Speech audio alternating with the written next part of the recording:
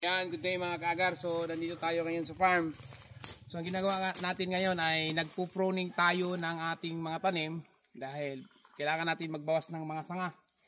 So, makikita nyo mga kaagar, yung itong mga tanim natin ay hindi pareho yung tubo dahil nga doon sa tinatawag natin na seeds, immatured and matured seeds. So, magpo-pruning tayo, magbabawas tayo ng mga sanga.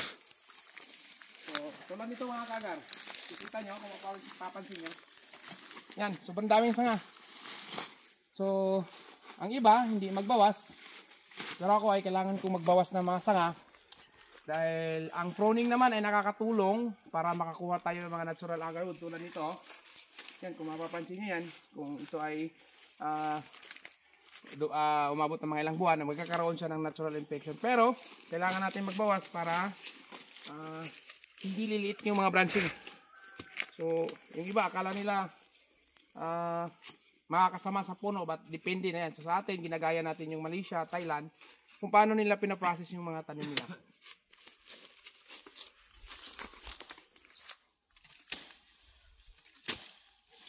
So, yan, ito, tulad nito, napakalaki, di ba? So, hindi tayo manghinayang na ito ay pinotol dahil nga, kailangan natin magbawas. So, bakit ito yung pinotol natin? Dahil, lapit ka konti rin. Yan. Bakit ito yung pinotol natin? Makikita kasing laki, kasing laki na ng kamay. Bakit ito yung tinanggal natin?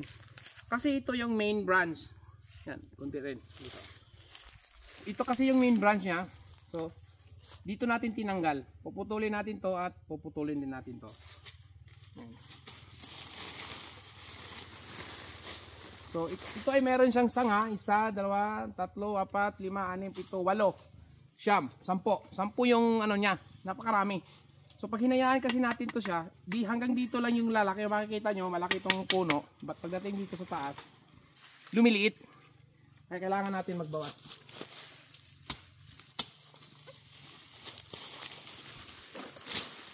Kailangan natin magbawas para hindi mahirapan yung puno na magbigay ng nutrient kasi sobrang dami niya, papayat kasi tulad din yan sa tao, di ba?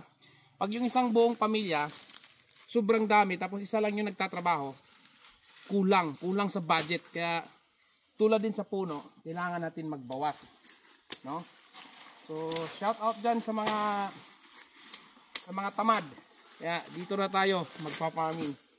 So, ang dahon naman mga kagar ay ginawa nating produkto. Ito ay gagawin nating agarwood coffee, agarwood tea. Marami tayong gagawing produkto. Kaya hindi pa rin masayang, no? So, wala na kasi tayong time na magkakaroon ng market.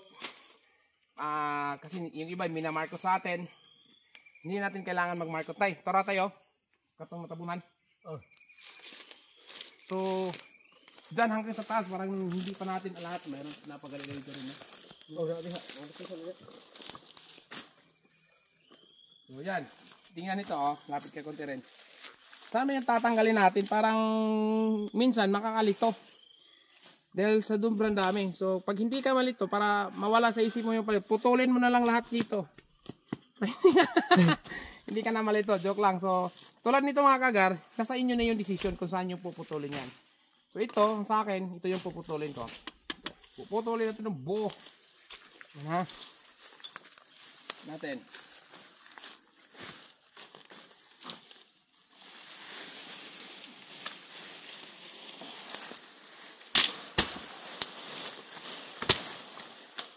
Yan.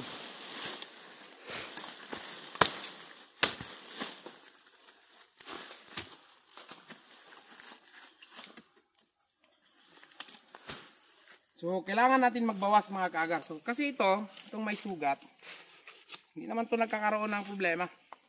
Kasi magkakaroon ito ng natural infection. Lapit kayo dito konti. Yan. So, kung napapansin nyo yung nakaraan, yung pinutulan, binawasan na yan, oh. Yan. Dol gamay rin. Lapit yun, dol yun.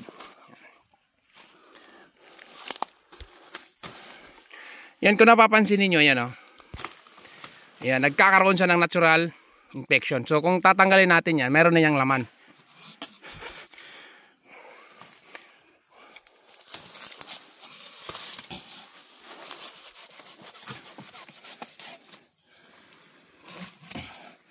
Yan.